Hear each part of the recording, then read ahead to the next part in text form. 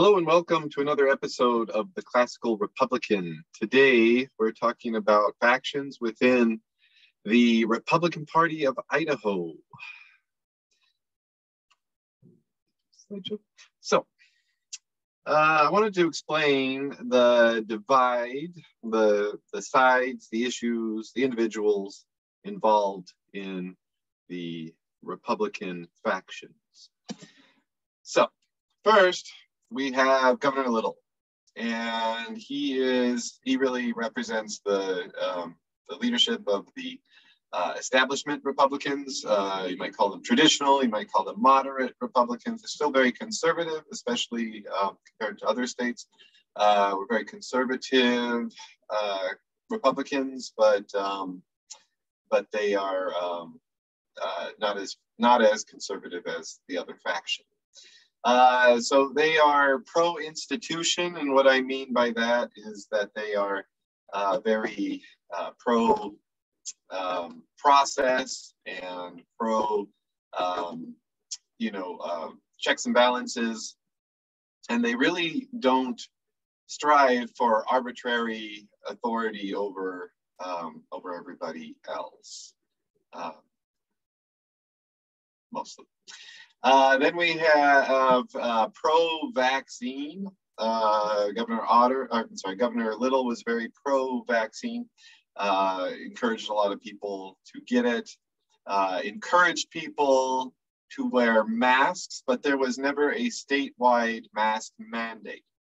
There were local mask mandates, either by the city, so municipal. Mask mandate in just a few places, and then there was one or two health district mask mandates. There was one in eastern Idaho, I remember that. And so there wasn't a statewide mask mandate. And this faction did not really want to weigh in on private business mask mandates. So they didn't really want to tell businesses what to do, how to handle their employees or customers. So so I mean, there wasn't, he did create a declaration for an emergency declaration, and so he did, but there really wasn't a lot of teeth to it. Certain professions had to limit their business, and that was hard for them.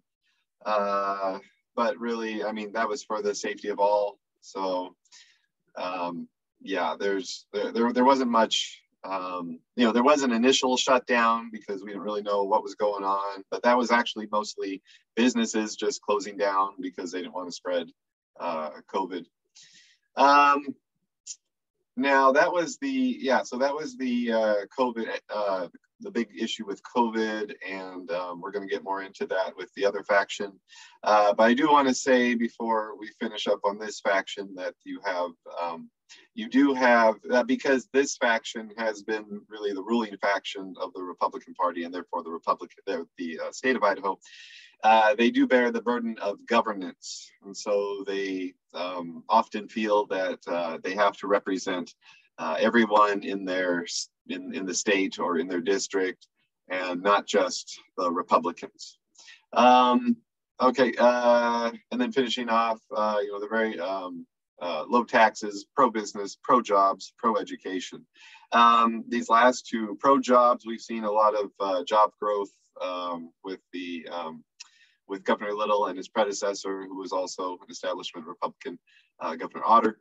And Governor Little has been very pro-education, trying to give a lot of money towards education in the budget. So that's been very, very helpful. As we've been towards the bottom traditionally of education spending. So he's trying to turn that around, get our schools better funded, our teachers better paid, and I think that is fairly popular. But it is a big part of our budget. So Let's talk about the other side. We have the ultra conservative. I'm talking about, I'm going to call them ultra conservative for this video. A lot of times they're called, far right, other things, but they are even more conservative and also have a little bit of libertarianism. So you see a lot of the libertarians in Idaho supporting these candidates. This pictured here is Lieutenant Governor McGeeton, and she, and her faction are very anti-institution. And the reason why I say that is because they're very pro-Constitution. They're always bringing up the Constitution, but a lot of times they forget that we have an Idaho Constitution and that there are institutions that have to that we have that protect our freedoms. And they don't want institutions protecting our freedoms. They just want people, and preferably people with guns, to protect our freedom.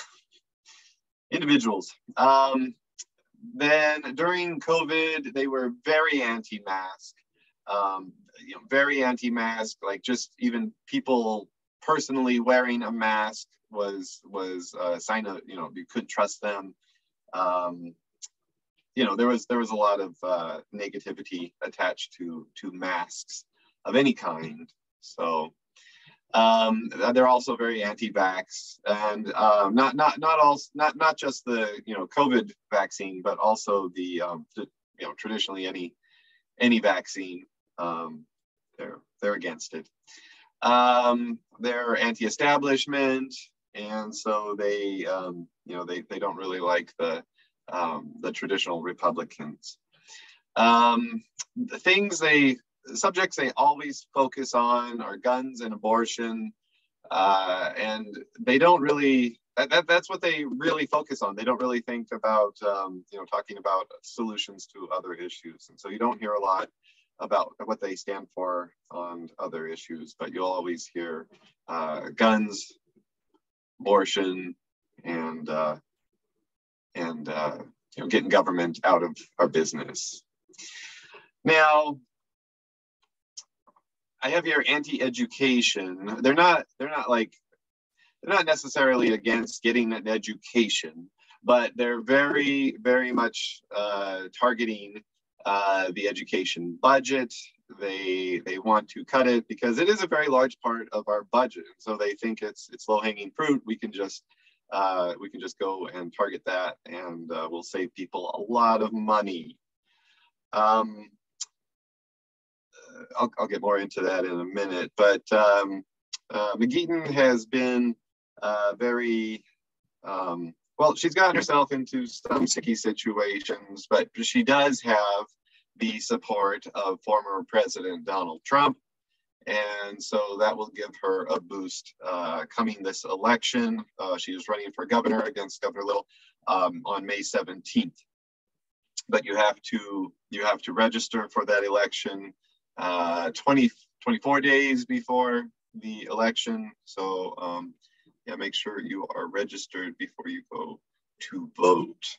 Now, she has gotten herself into some pretty bad situations. But I will even give her the benefit of the doubt that she did not really know what she was doing.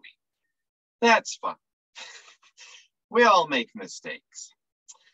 But let me go through some of the things that she has done. In April of 2019, she administered an oath to militias. Now, this was actually an oath not that civil servants take, but the actual National Guard takes, minus the parts about obeying orders. In October of 2021, Governor Little was out of the state and on governor business, and as acting governor, she through executive order banned all local mask mandates, and I really saw that as really just executive overreach.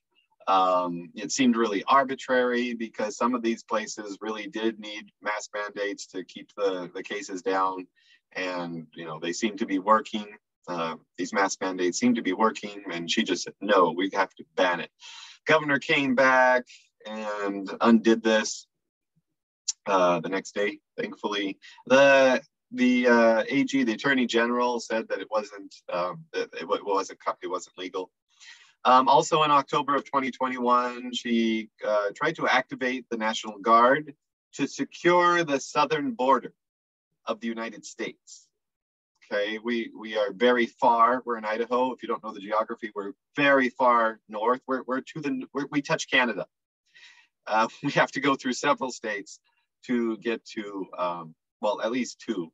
You have to go through at least Nevada and Utah, or and also Arizona or New Mexico before you get to the border with Mexico. So she tried to do that.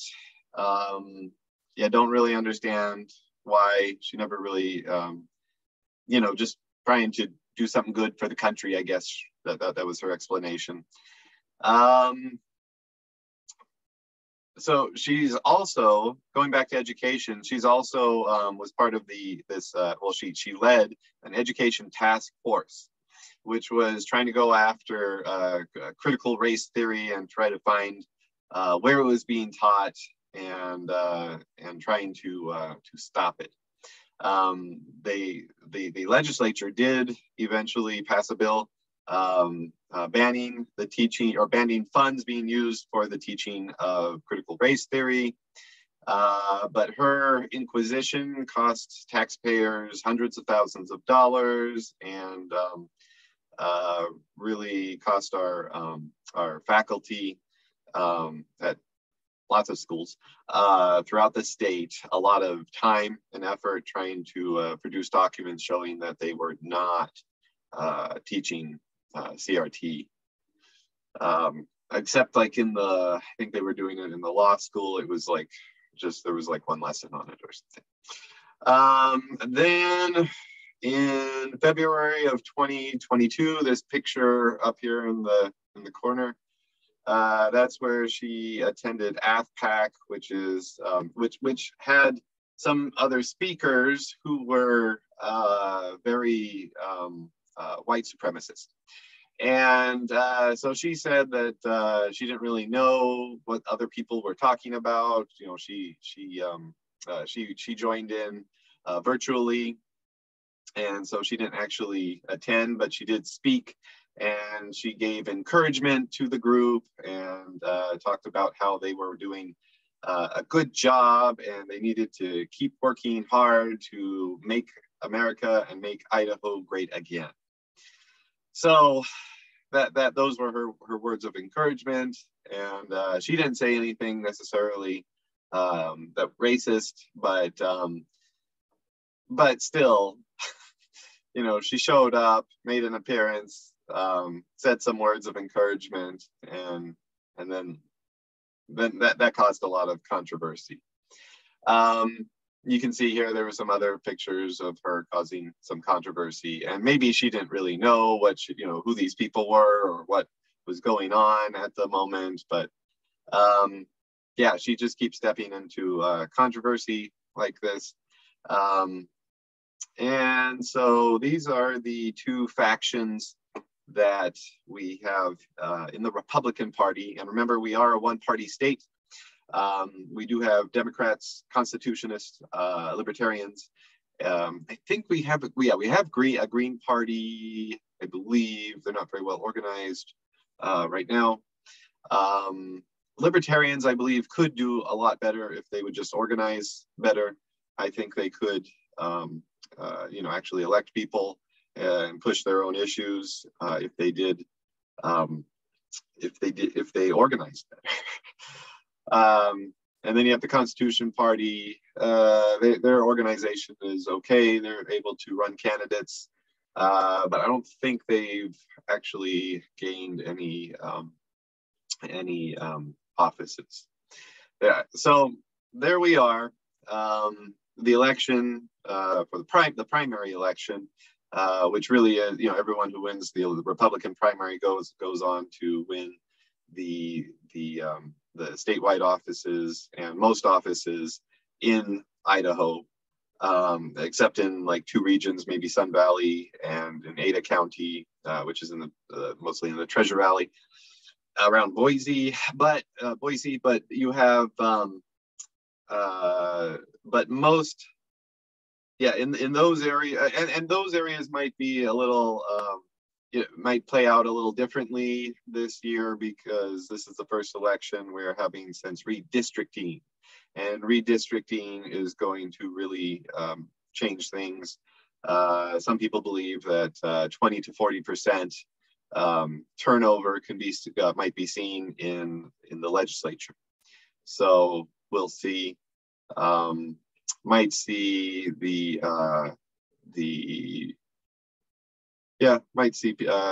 legislature go a little bit more conservative. So, all right, I'm going to come out and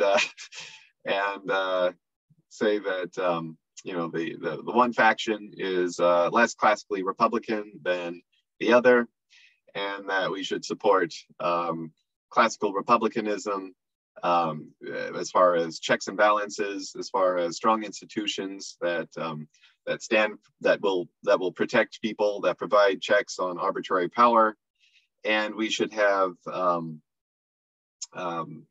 these types of institutions kept in place and not defunded, and not just removed arbitrarily, so that the state can have more power, more arbitrary power. So that's all I have for today. The election is on May 17th, and you can have the let's see, you need to register to vote by mid-April. So make sure you do that so that we can have a well-functioning state, and hopefully that it is still moving towards classical republicanism and not away from classical republicanism. Long live the Republic.